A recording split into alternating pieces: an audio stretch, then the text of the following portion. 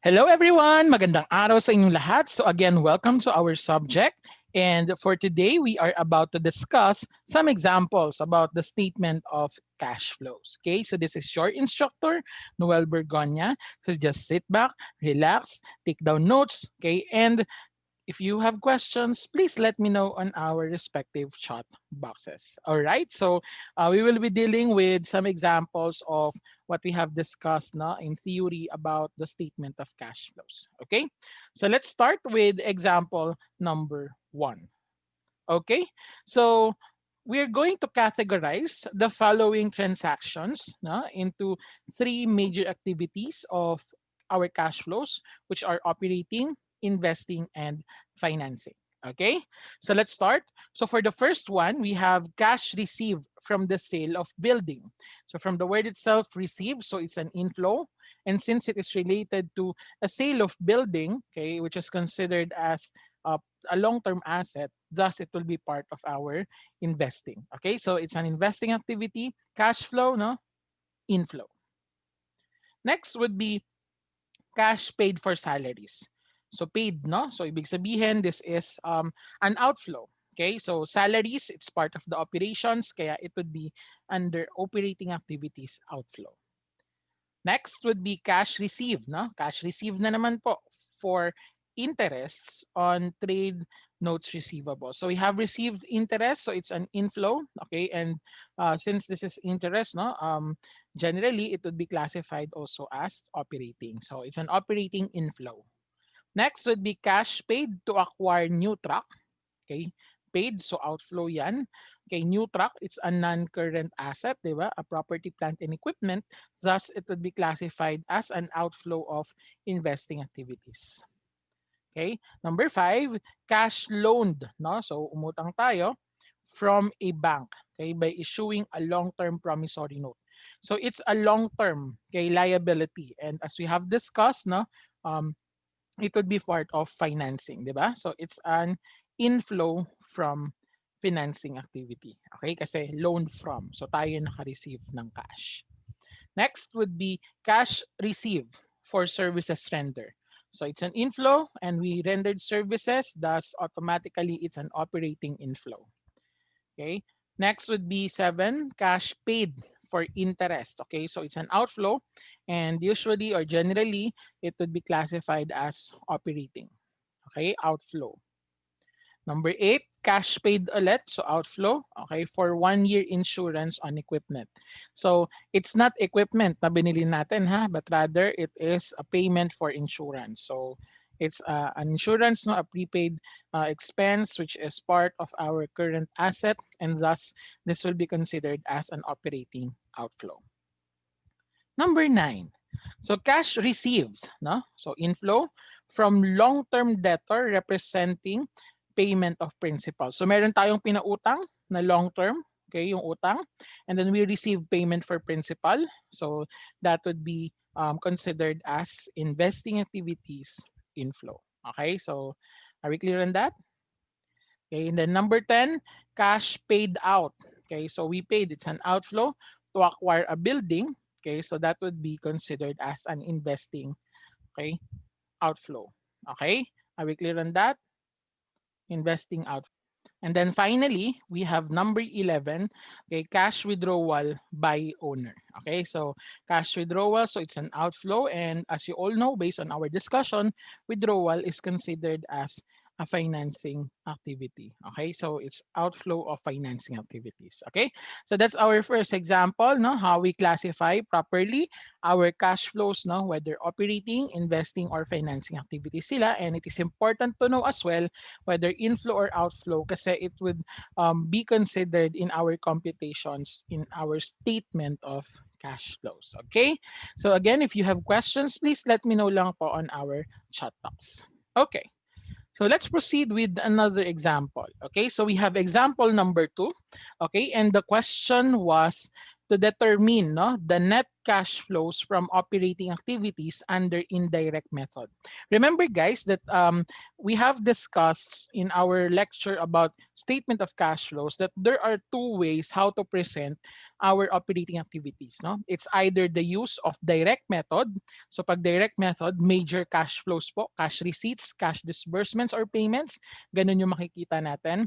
But the other alternative, which is the indirect method, no, is the usage of the net income, okay, and deriving the amount of our cash flows no from the net income. Okay? Kasi may mga non-cash items na sinama doon sa computation ng net income that are not considered as cash flows, no? So ganun yung gagawin natin dito, no? We will be preparing the net cash flows from operating activities using the indirect method. So let's read the data.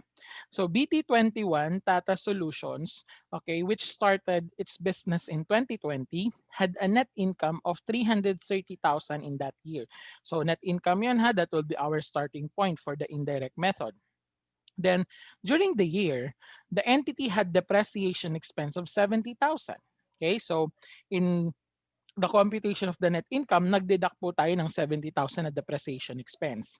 Then the asset of the company or the current assets and the current liabilities at the end of 2020 are no accounts receivable lang po na 110,000 and accounts payable as well na 50,000. So yun yung given na data na current assets and current liabilities, of course, other than cash, no?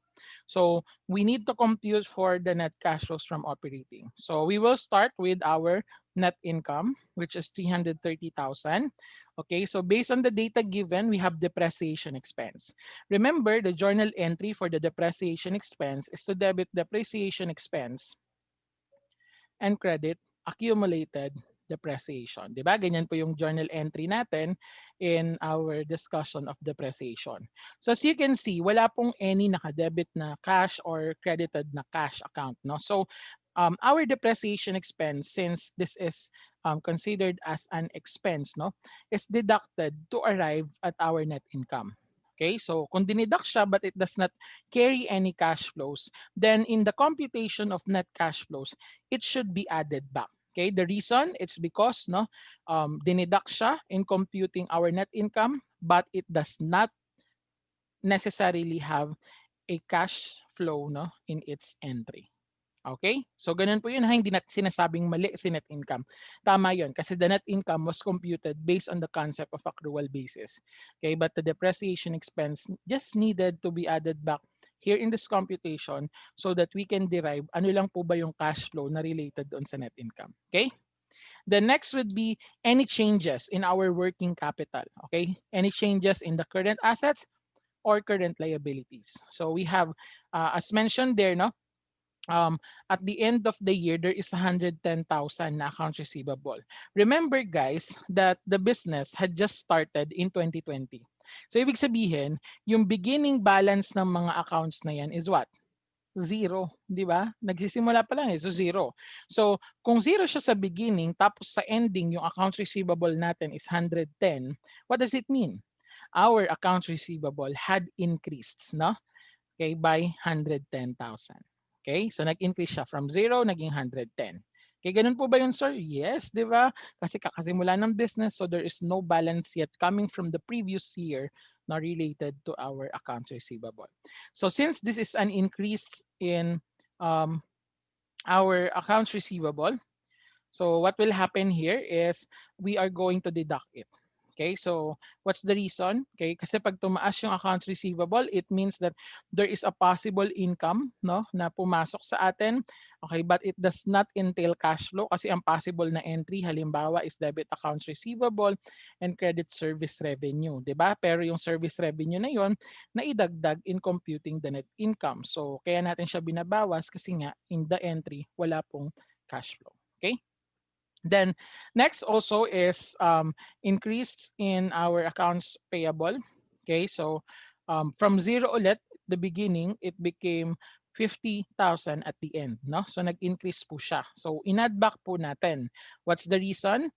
It's because no, the increase in accounts payable may be a cause of an increase in expense, 'di ba? So possible entry niyan is debit expense and credit po tayo ng accounts payable. So in that case, no, as you can see, yung expense, dinidak ulit yan in computing the net income. But here in the entry, no cash is involved. Thus, okay, kung binawas yon in arriving the net income, just like the concept and depreciation expense, we just simply add it back. Okay? So are we clear on that? So those are just the important data na meron tayo ngayon in computing the net cash flows from operating activity, which results to 340,000. Okay? So are we clear on that, guys? Any questions or clarifications about the indirect method? Okay, so again, using the indirect method, we are going to um, derive the cash flows from our operating activities, no, by um, extracting it from the net income, no, and considering the changes in our working capital items such as the current assets and current liabilities. Okay, so that's for our example number 2. Again, if you have questions, please let me know lang po. Okay, so we're done with example number 2. Next, no, example number 3. So here in this problem, we are asked to prepare a statement of cash flows for the month ended January 31, 2021. Okay, so buong statement of cash flows na yung hinihingi. So the following are transactions pertaining to um, operations of Cookie Party Consultants, an event planning company owned by Jungkook. Okay, so the entity had the following transactions during the month of January 2021. So let's try first na habang binabasa natin yung mga transactions, classify na rin natin kung ano pong activity and then is it an inflow or outflow so that later as we prepare the statement of cash flows, madali na lang sa atin. Okay, so the first one is receive 200,000 cash investment from the owner. So it's an inflow kasi na-receive, no? Um, it's an investment, that's why, no? It's not investing activity, di ba? Pag cash investment by the owner, it is what? It is considered as a financing activity. Okay? So this will be considered as a financing activity inflow. Okay? Are we clear on that? All right, very good. So next would be we purchased computer and printer equipment. So it's an equipment, no, amounting to 40,000 pesos. So it's an equipment. Okay, so this is a long-term asset or a non-current asset. So as you all know, pag non-current assets, it would fall under our what? Investing activity. Very good. So it's an outflow of investing activity. Okay. Next would be provided 400,000 services on account. Okay? So on account. So anong ibig sabihin nun? Ang entry nun is debit accounts receivable and credit what? Service revenue. May nakita kang cash flow? Wala.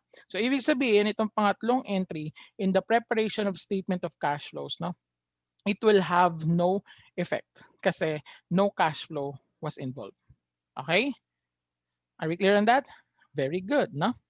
Next, no, incurred 220,000 for the operating expenses on account then. Okay, so we spent 220,000 but we haven't paid for it yet. Okay, so ang entry niyan, kung gagawaan natin, is debit expenses, whatever expenses they are, and credit po tayo ng accounts payable kasi on account. So did you see again, cash flow here in this entry?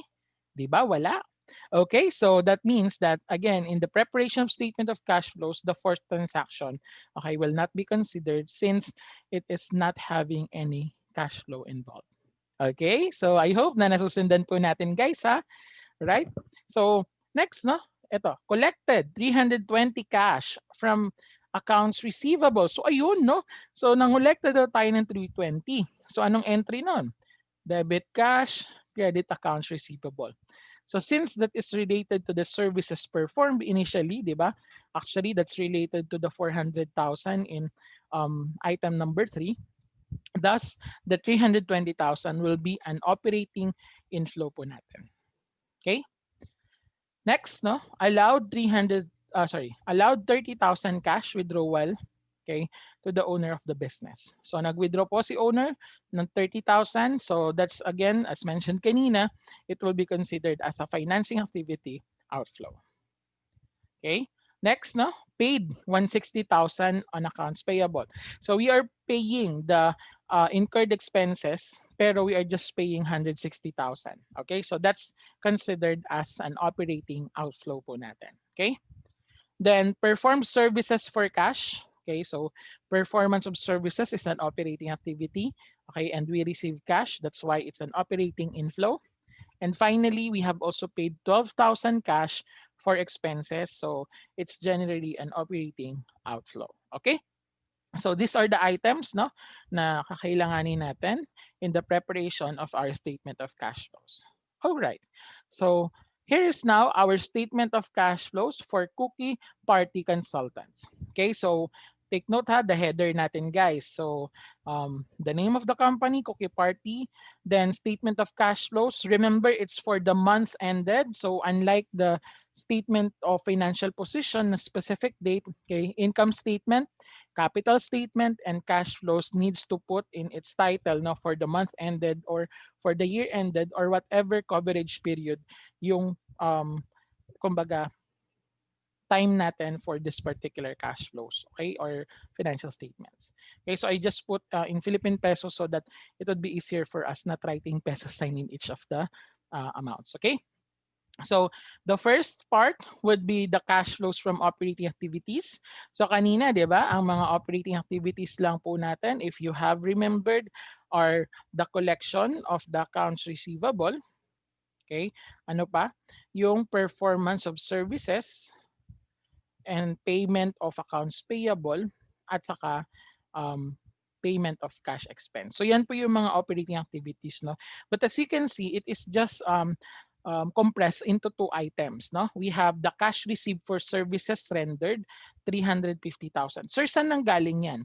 Remember guys that here in the data given, okay, so ito pong 320,000 na yan, nakolekta from customer yan. And then we also provided services for cash na 30,000. So that's 320,000. Okay? So doon nang galing yung 350. That's 320,000 plus 30,000. Okay? So I hope nasundan natin ha, kaya 350. Cash received for services that we have rendered. Okay? Then on the other hand, we have naman po cash paid for operating activities. So saan po na or operating expenses, no? So these are our payment of the accounts payable na related sa operating expenses at saka yung ating cash for expenses. So we have 160,000 at saka 12,000.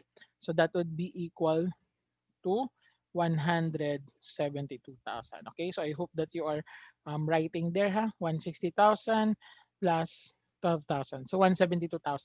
So yung isa inflow, yung isa outflow. So the net inflow, no? Net inflow kasi mas malaki po yung inflow natin or cash receive kesa po sa ating um, sa atin pong outflow. Okay? So 178,000.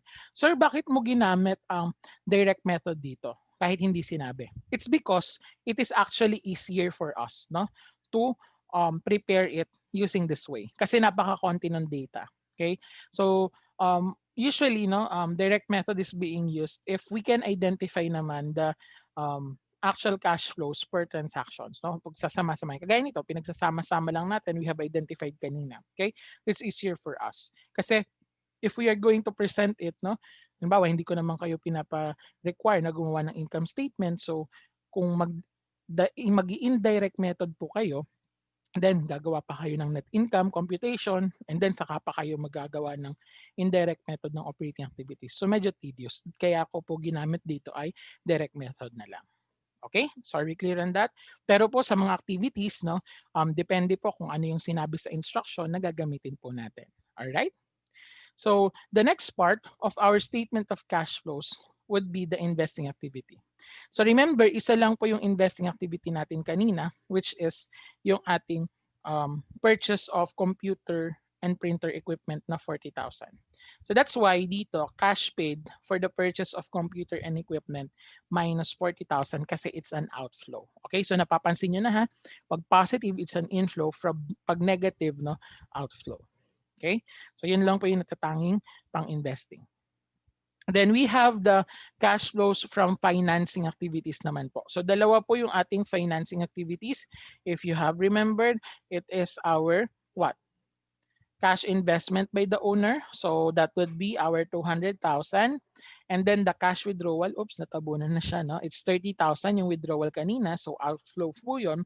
So the net inflow, kasi mas malaki pa rin po yung investment, which is an inflow, compared with the withdrawal, no? So the net inflow would be 170,000. So by adding the inflow in operating activities na 178,000, then deducting the outflow from investing activities na 40,000, and adding the cash inflow from from financing activities na 170,000, thus the net increase. So tumaas po yung cash natin by 308,000. Okay? So are we clear on that? Tumaas by 308,000. So since kakasimula pa lang ng business, no, it entails na yung cash natin on January 1 ay zero pa lang. Okay, that's why our cash on January 31, 2021 is 308,000. Okay? So, are we clear on this, guys? Any questions or clarifications, violent reactions? Again, please let me know lang po on our respective chat boxes. All right? So, are we clear po? Okay, so that's our example number 3. Okay? Sige, so kung wala po kayong questions, let me proceed with example number 4. Okay. So, in example number 4, you are asked to prepare the cash flow statement, okay, for the year ended December 31 of Chimmy Tracking Services using the following data. Napakaikli ng data na, pero we need to prepare the statement of cash flows. Okay, so makikita mo may net income, depreciation expense, may gain on sale, may increase ng trade payables at saka trade receivables. So isa lang po yung ibig sabihin niyan. We will be using what? What method for our operating activities? We will be using, and it's easy for us since ganyan yung data, no?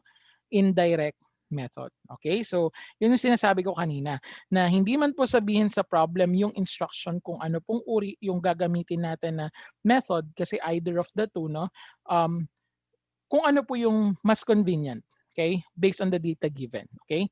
Kung meron namang instructions, then sundin po yung instruction natin. Dito wala eh, no? So, we will be using indirect method. Okay? And then we have the proceeds of sale of equipment. So this will be part of our investing activity. Okay, so inflow po yan. And then paid loan from the bank. Okay, so this will be a financing activity outflow. Okay, so as we analyze that, this is our statement of cash flows. Okay, so again, we talk about the header. Importante po yung header natin, no? The Chimmy Tracking Services, statement of cash flows for the year ended. Kasi yun po yung sinabi, di ba? December 31, 2020, and just put in Philippine peso for the denomination. Okay, so let's start for the cash flows from operating activities. So we started with our net income. Okay, 750,000. Remember, sabi ko kanina, no, we need to add back lahat po ng mga binawas sa net income na walang kinalaman sa cash, and also lahat naman po ng dinagdag ay ibawas natin kung wala siyang kinalaman sa cash. Okay? So, in our first item, we have depreciation expense na 105,000. Okay? So, we are adding it back kasi binawas po siya sa net income computation, but again, in the entry na pinakita ko rin kanina, debit depreciation expense, credit accumulated depreciation, it does not have any cash flow involved. Okay?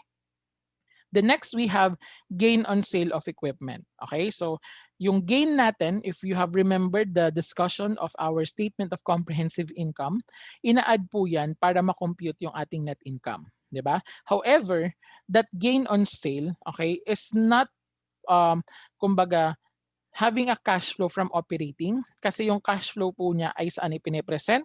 Investing activity. So we need to deduct the gain na dinagdag natin dyan na 15,000 since it does not entail a cash flow of operating activities but rather investing activity. Kaya makikita nyo mamaya yung proceeds of sale kung saan nanggaling yung gain napunta po sa investing activity. Okay? The next, you have increase in trade receivables net. Okay? Deduction po na 375,000. So again, explanation, there is a revenue that causes an increase in the trade receivables. But again, sa entry, debit accounts receivable or trade receivable and credit service revenue, okay, that's why it does not entail cash, kaya tinatanggal po natin siya from the net income. Okay? Then last for the operating activities is the increase in trade payables. Na-mention na rin natin kanina to that increase in trade payable may cause an expense.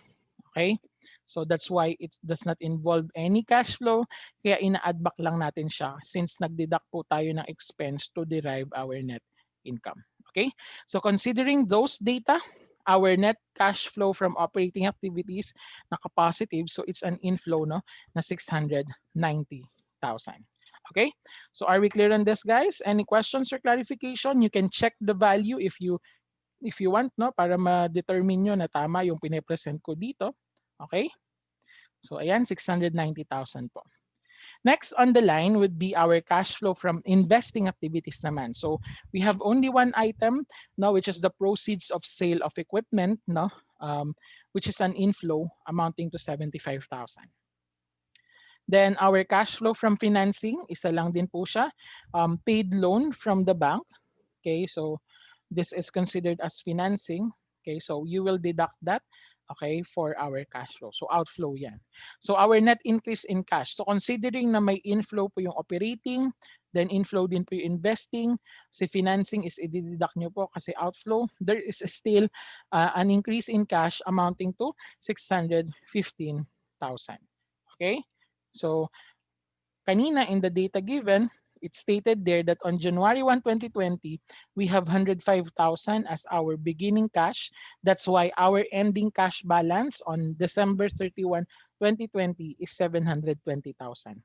By the way, I forgot to mention, in our statement of financial position, itong cash na nandito ay supposed to be tutugma sa cash na nasa balance sheet. Okay?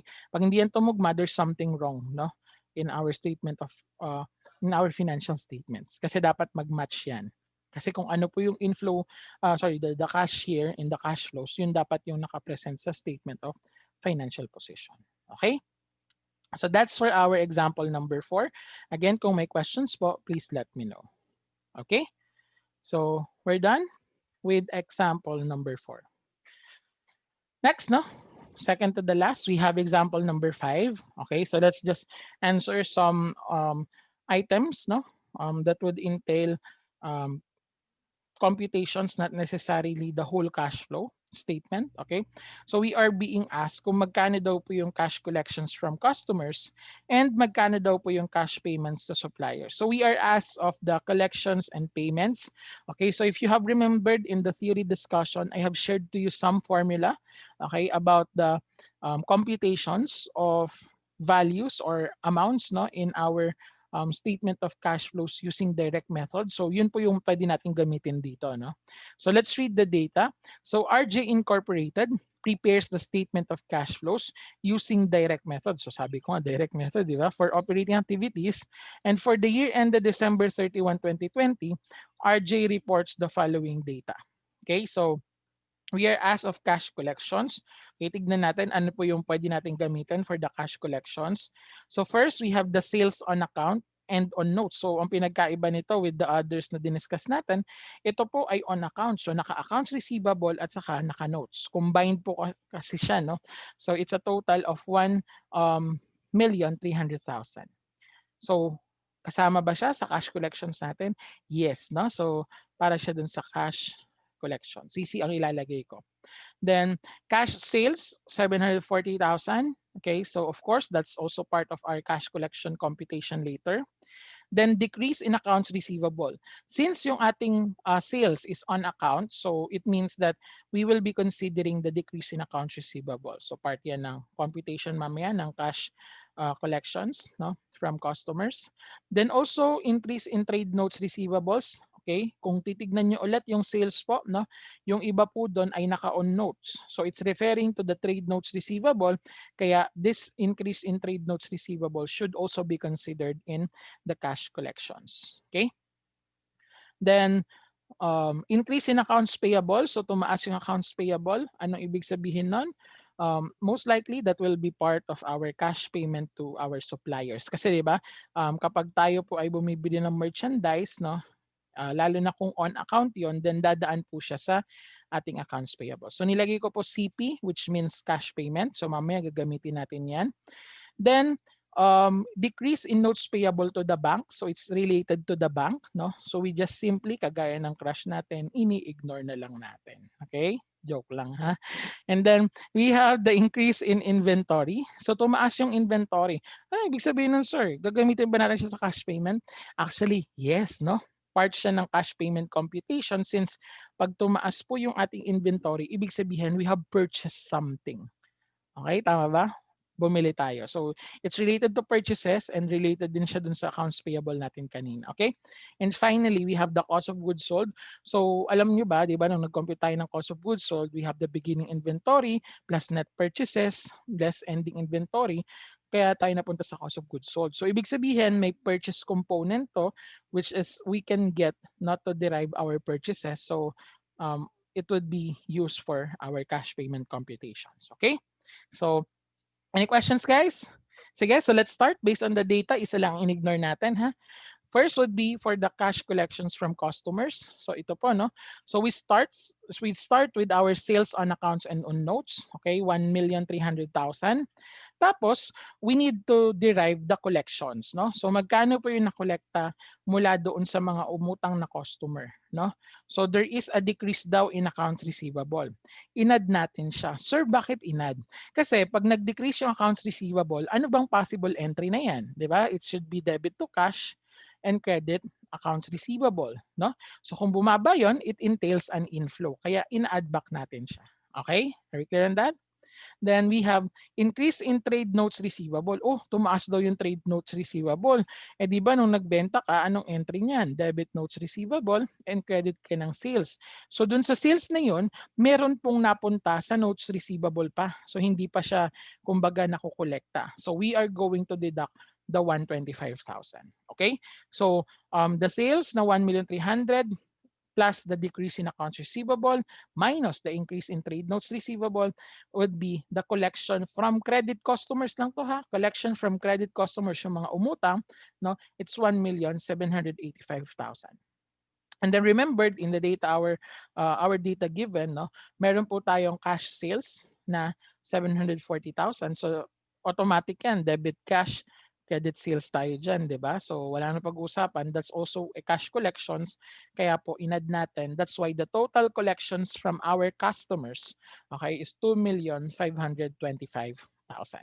Okay, so yun po yung sagot sa first question, no? 2,525,000. All right. So again, if you have questions, please let me know lang po. Okay. So the next would be cash payment to suppliers. Okay. So we have 1, 2, 3 items, no? And this is our computation. So cost of goods sold, no, our starting point 975,000.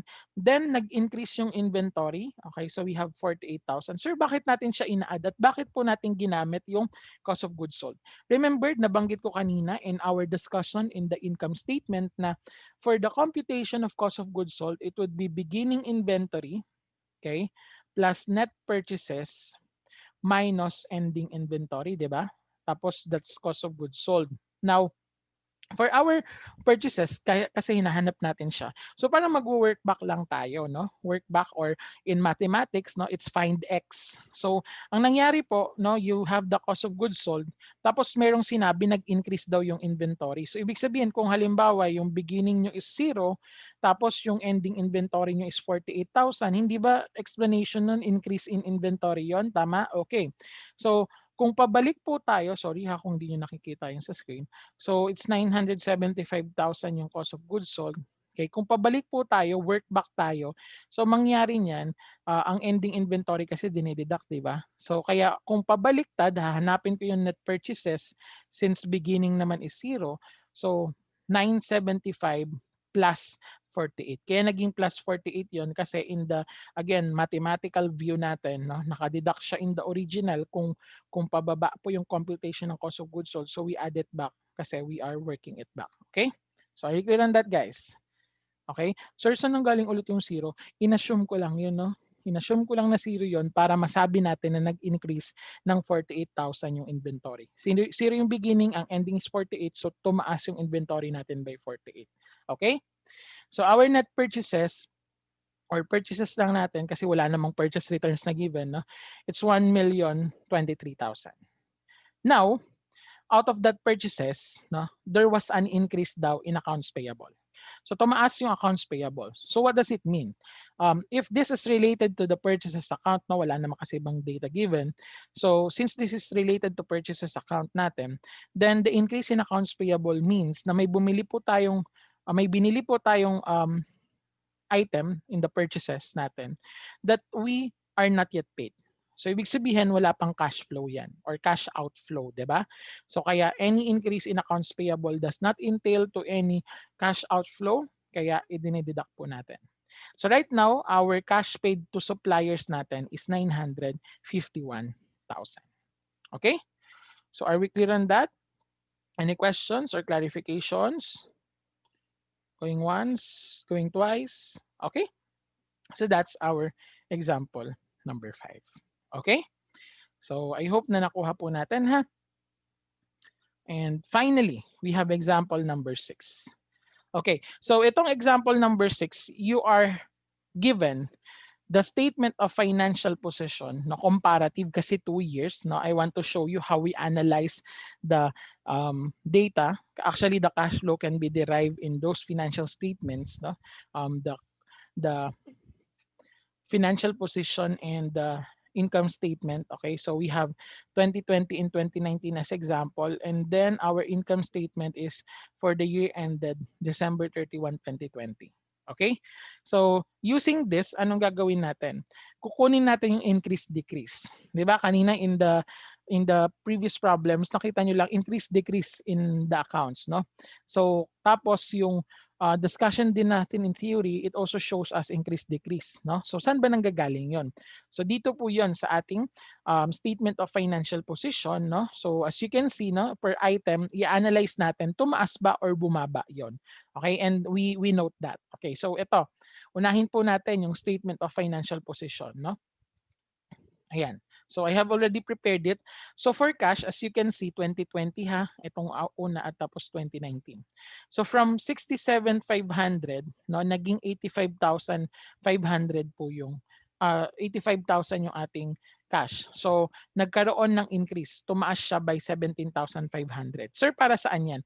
Mamaya, 'di ba, sa statement of cash flows, makikita nyo na ang ending balance ng gagawin nating cash flow statement ay 85,000. Tandaan niyan ha, mamaya sa statement of cash flows, 85,000 yung makikita nyo. Tapos, 'di ba, sa computation nun, pag in-add and minus mo yung any operating, financing, and investing activities, lalabas yung increase-decrease na 17,500.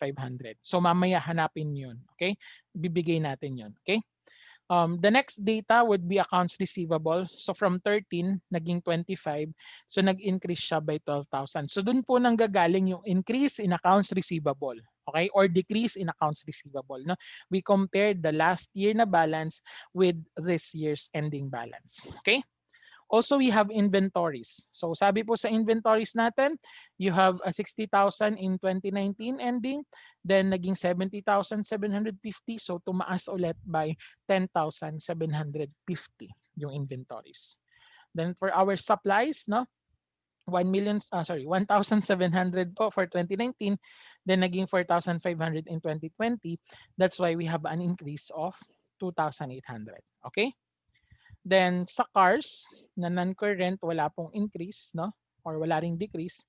For accumulated depreciation, meron pong 30,000, no, na tumaas. Okay, so mamaya no pagsamasamahin natin lahat ng increase sa accumulated, and actually that would be equal to the depreciation expense that you can found in the income statement. So maya-maya lang ng konti yun. No? So next would be for the equipment. So in the equipment, makikita mo may 30 in the 2019 balance and then 2020 45.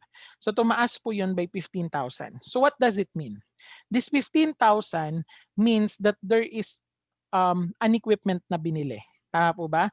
So it entails what? Kasi wala naman sinabi dito, no? So it entails cash outflow. Cash outflow ng ano? Cash outflow ng investing. Okay? Investing yan. Bakit? Equipment eh, di ba? Non-current asset. So, mamaya in our statement of cash flows, you will see there that there would be an amount amounting to 15,000 para sa purchased equipment. Okay? So, are we clear on that? Very good.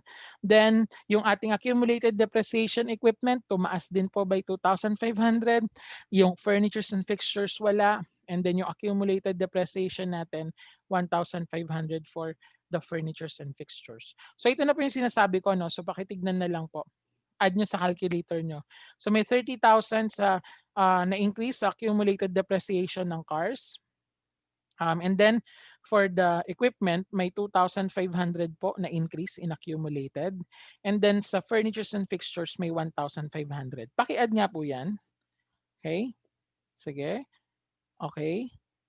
Ayan, no? Pag in-add nyo, yan po yung total depreciation expense na nakuha ninyo sa calculator na 34,000. Amazing ba? Hindi. Kasi di ba ang entry naman talaga ng expense or depreciation expense is debit depreciation expense, credit accumulated depreciation. Kaya ganun yung nangyari. Okay? So are we clear on that? All right, very good. So I hope na napag ko-connect nyo na, no? Just in case nabigyan ko kayo ng statement of financial position and income statement. Okay? So, are we clear on that? All right, very good. Sige. So next, no, is for our liabilities naman and capital. So as you can see, the accounts payable has decreased, no? So nag-decrease po siya, nabawasan ng 4,000. So mamaya in the indirect method, kung sakali man na indirect method, then it will be considered in the computation of the operating activities. Then for the rent payable, no, from 0 last year, then naging 10. So there is an increase by 10,000. Then for the utilities payable, tumaas din po by 2,000. Okay, so later, all of these current liabilities increase and decrease will be used, no, in our computation. And then for our non-current liability, no, yung loan payable nabawasan po ng 25,000. Oops! Ano ibig sabihin nun kung nabawasan ng 25,000? It means that there would be an outflow on what activity? Kung loan payable yan, it would be an outflow of financing activity. No? Financing activity yan. Mamaya we will be considering that. No? And then finally, for our Bangtan capital, okay, so kung nakita ninyo, tumaas po yung ating capital by 41,050. Sir, does it matter itong increase na to?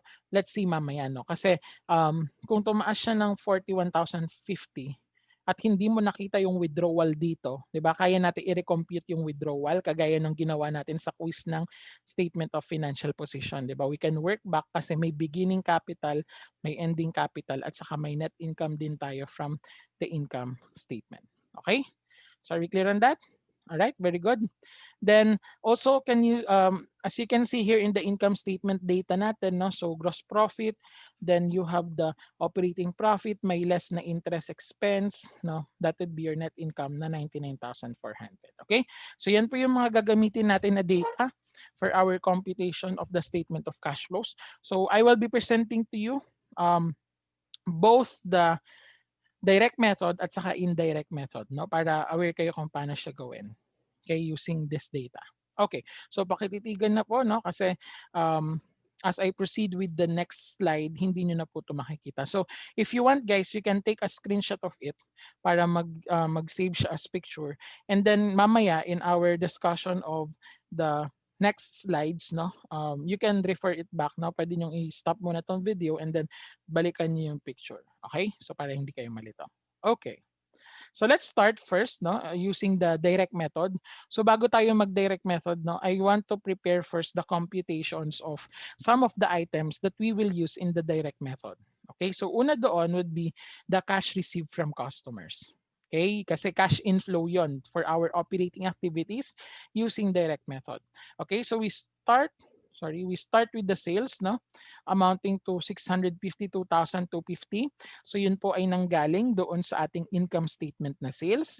Then kanina nung nag-analyze po tayo, nag-increase daw yung accounts receivable by 12,000. So anong ibig sabihin nun? Pag nag-increase yung accounts receivable, it means that there is a revenue that goes to our accounts receivable rather than collections. Okay?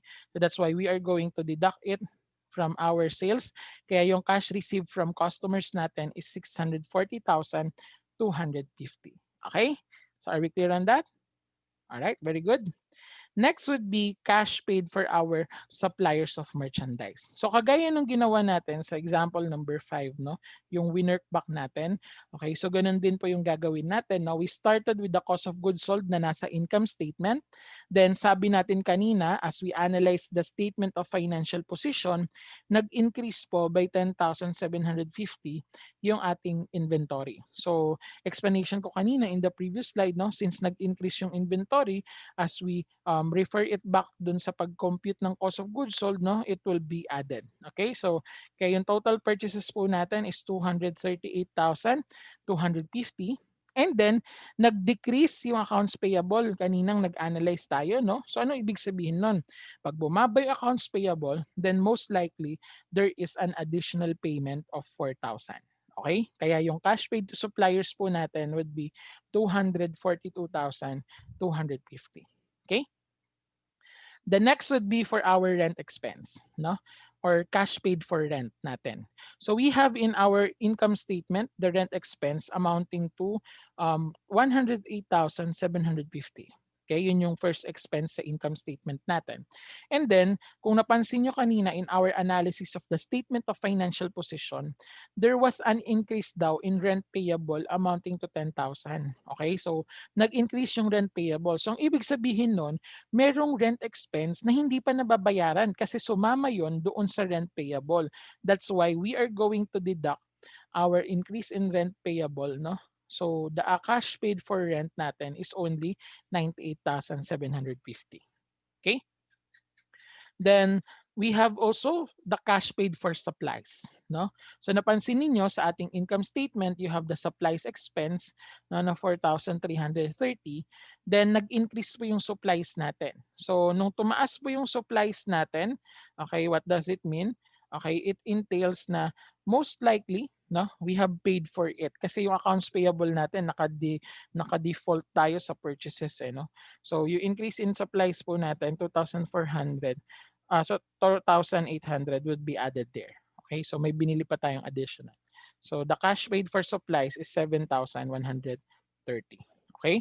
So kung napapansin ninyo, iniisa-isa ko lahat ng operating expenses natin. At the same time, iniisa-isa ko rin po yung isa lang pala siya, no? Yung cash received from customers natin. So, ganun yung technique kapag gumagawa ka ng statement of cash flow, especially under operating activities, no?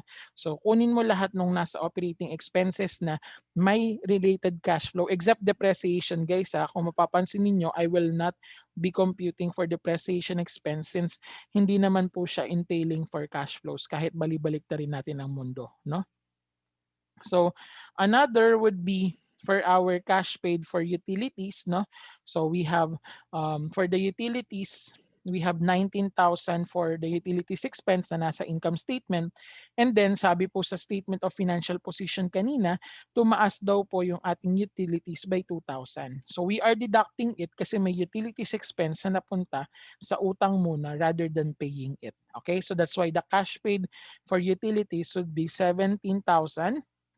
And then we have the other one which is our withdrawal, no? So ito yung sinabi ko kanina na pwede nating i-work back, no? So the capital ng 2019 which is the beginning, no, na 244,200, we add the net income na nasa income statement na 19,400, then we deduct, okay? We deduct our capital no, on December 31, deduction po yan. So that would be a cash withdrawal na 58,350. Okay? Actually, may nakalimutan pa tayo eh. Kung isa-isahin mo yung operating activities, may rent expense na tayo, meron na tayong salaries. Okay? Asan yung salaries? Okay, walang salaries dito. Bakit kanyo? Kasi in our balance sheet, wala po tayong any salaries payable. So ibig sabihin lang po, lahat po nung nasa salaries expense po natin, lahat po yun ay nabayaran na. Sir, totoo ba? Oo, totoo. No? Kasi kung wala siyang salaries payable, ibig sabihin, no, wala pong hindi nabayaran. Okay, so all of our salaries expense later are considered as cash paid, no? So that's amounting to 90,000. So hindi ko na present yung computation dito since hindi naman siya ganoon karaming data, no? Unlike with the previously discussed na mga items kanina. And then another would be our gas and oil. Okay? Yung gas and oil po natin, wala rin po tayong gas and oil payable kanina in the statement of financial position. Kaya lahat po ng gas and oil expense natin ay lahat may considered po natin na cash outflow. So that's 46,520. Ano pa? Yung ating repairs. Actually, nandito na si supply, si utilities, si repairs, no? Kasi wala rin tayo nakitang any repairs payable natin. Okay, so the repairs expense na 11,500 is also considered as cash flow from operating activities. Outflow siya kasi binayaran natin. Okay? So may mga ganong circumstances that if you do not see any related payables to them, then most likely they are considered as already cash paid. Okay, na mga expenditures. Okay. So kaya ko present to kasi the first statement of financial position that I'm going to present would be ito, no? Yung ating anong method to?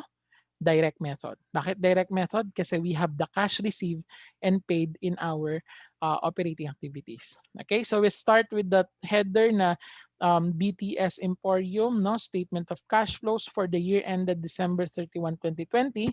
Then our cash received from customers kanina in the first computation, no, 640,250. Then cash paid to suppliers of merchandise, so that's an outflow. Then ito, cash paid for gas and oil, nabanggit ko na to kanina na 46,520. No computation kasi yung expense lang po ay nasa income statement at wala namang payable, so that refers to a cash outflow. Then we have also computed the cash paid for rent kanina, okay, deduction of 98,750. Yung repairs din po, that was actually given and salaries, no, in the income statement, but they do not have any payable kaya cash paid na po sila, outflow na yan. Then cash paid for supplies as we have computed na 7,130, no? And then utilities payable, or sorry, cash paid for utilities na kinompute kanina, then that's an outflow of 17,000. And remember, meron pa pala, yun yung nakalimutan ko kanina, no? Yung interest expense. Sa income statement, may interest expense. So, wala naman pong interest payable in our statement of financial position. That's why we have all of those expenses as cash paid, no? So, outflow po.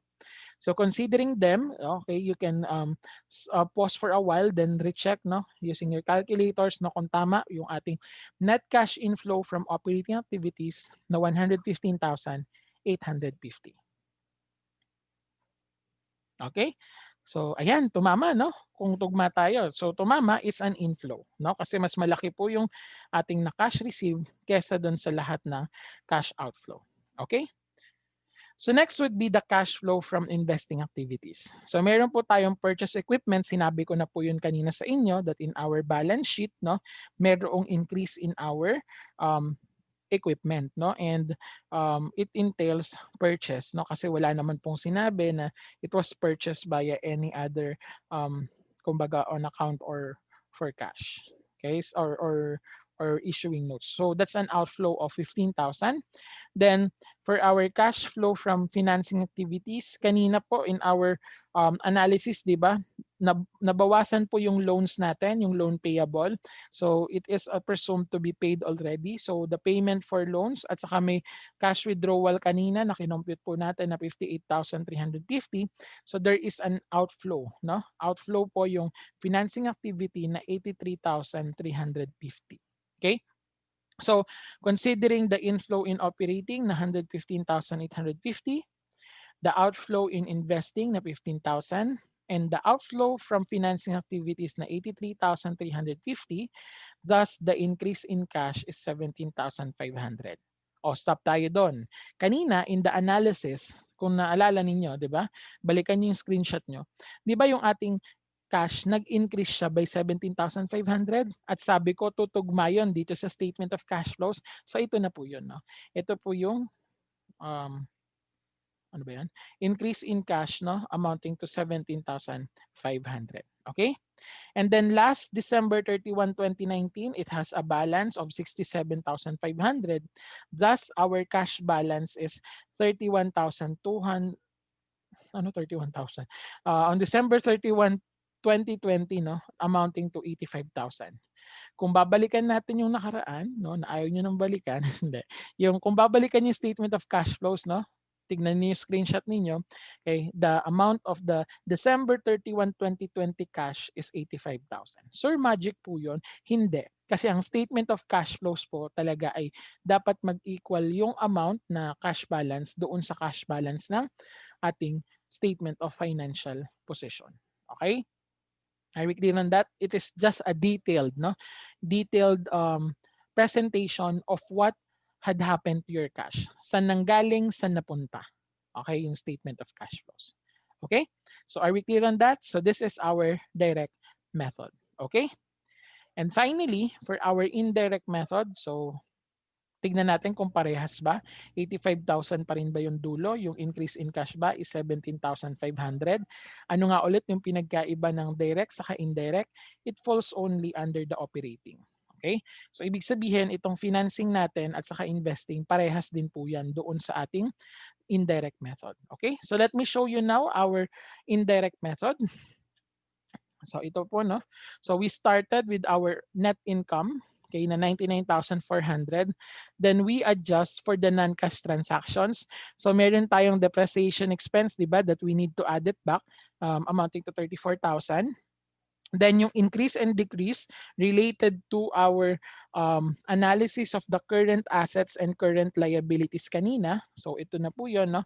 Increase in accounts receivable, binabawas po yan kasi again, it has an income but does not yet collected. Increase in inventory. So in the computation in our cash paid kanina, di ba? So ganyan po yung ating effect. Then we have increase in supplies. Okay, so deduction po siya since again, it's a current asset and any increase on that, okay, entails na hindi po siya related to a cash flow. Then decrease in accounts payable, it means payment. So 4,000.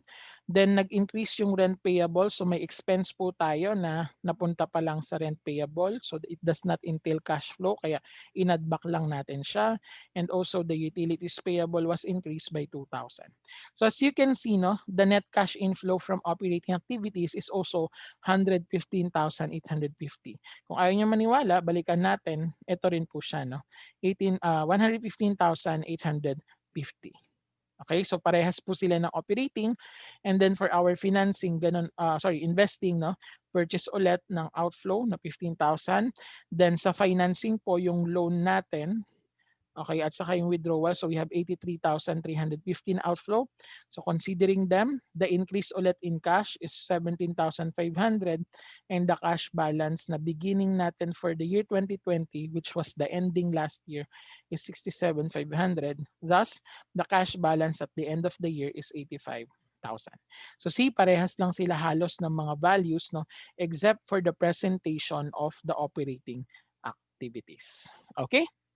So I hope na nasundan po natin yung discussion natin. So again, whether it's direct or indirect for operating activities would depend upon the data given to you. Then at the same time, no, kung sakali man na statement of financial position and income statement ang bigay sa inyo, alin po kaya ang mas madali para sa dalawang gawin? For me, no, it's easier for the indirect method. kasi nandun na yung net income and then kukunin mo lang increase decrease, no? Yung kasi kanina sa direct method, it's more on recomputation ulit ng cash paid at saka cash received. Okay, so alin man sa dalawa, as you have noticed, no, they will get the same result provided na ginawa nyo tama parehas or ginawa nyo ng tama yung process. Okay, so wala naman po siyang masyadong pinagkaiba except only for the presentation and computation. Okay, so to conclude this, no, again, statement of cash flows was being used, no, for analyzing the cash natin, where does it come from or where does it goes, no, and subdividing it um, based on the activity, no, whether operating, investing, or financing activity. And lastly, no, the cash ending balance in the statement of cash flows should match with the cash balance in our statement of financial position. Okay, so with that, no, if you have questions, no, please feel free to key in your questions in our respective chat boxes, or even you can comment in this um, YouTube video. Okay, so with that, thank you very much po and have a great day. No? I hope that you have learned something. See you all on our next video, okay, lecture. Okay, so kamsamida, sayonara, and God bless. Bye-bye.